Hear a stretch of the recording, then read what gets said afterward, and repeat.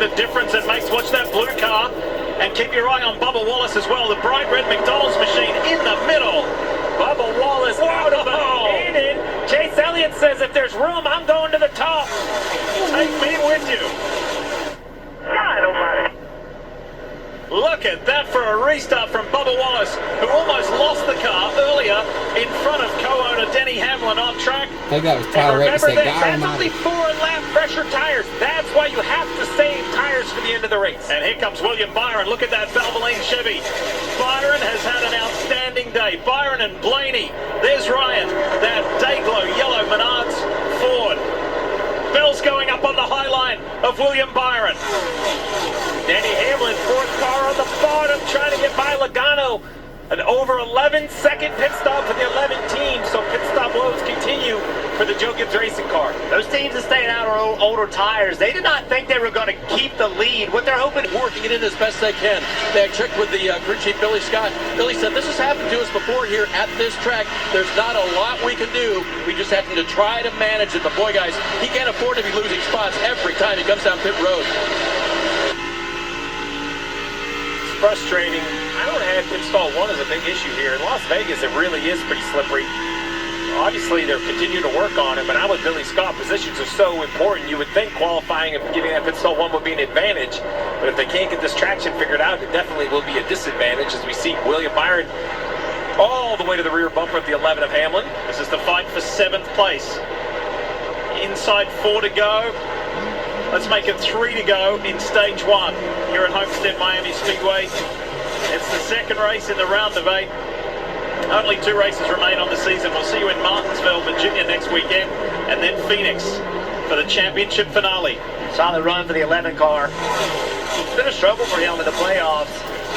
This is the kind of run you would expect to see. The question is it enough?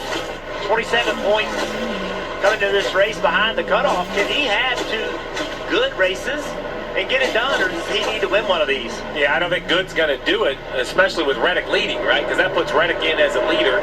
It's an automatic berth, a winner, and he's below the cut line as well. That's what makes this so complicated is, you know, it's not like the Salvation Army, fill your bucket and you're guaranteed forward. Remember, the line moves. That's what happens there, right? You think you know you have enough points, but then if you have a new winner, then that line completely shifts. We were watching that variation and that manipulation at the Roval when it was so nail-biting between Tyler Reddick and Joey Logano, and Logano was bounced out, and then the disqualification of the 48, Alex Bowman, and back in. But Tyler Reddick, if you remember back at that Roval, at that highly eventful race, he won stage 1 there, and then went on to have a crazy eventful rest of the afternoon. Then last weekend in Las Vegas, before that rollover that we showed you, he won stage 1 there. So this is going to be 3 in a row for the driver of the 45 from 2311 Racing, the Toyota Camry, the Beast Toyota Camry. It was quick in qualifying, and it's been very swift here in stage 1. Tyler Reddick wins the first stage. His teammate comes home second. Chase Elliott has had a very productive opening stage. He'll grab 3rd place points, and Ryan Blaney from 20th to 4th. Carson Hocevar following in that same trend. Hocevar had an awesome first stage as he goes from 15th to 5th. Valuable points for Tyler Reddick. That's what it's all about. It's an eventful start in the Straight Talk 400. You're watching the NASCAR Cup Series playoffs on NBC. We got the party.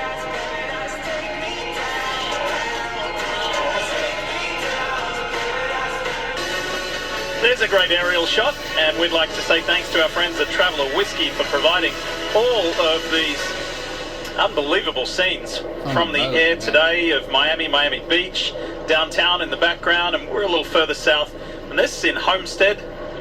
And what a place it is. No wonder it's on everybody's to-visit, to-go list. That's for sure. You see the McDonald's car. It's running 2 back from the pace car there. Bubba Wallace behind the wheel.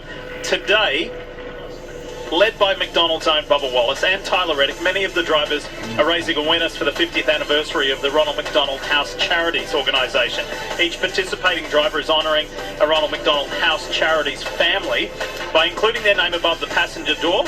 The RMHC provides essential services for families with ill or injured children so they can focus on the health and well-being of their child. And we would encourage you to scan the QR code or visit rmhc.org to learn more about how you can support this wonderful cause. Kim, it's a celebration and acknowledgement of so much good work. That good work continues that's been done over half a century. Yeah, absolutely, Lee. And for Joey Logano,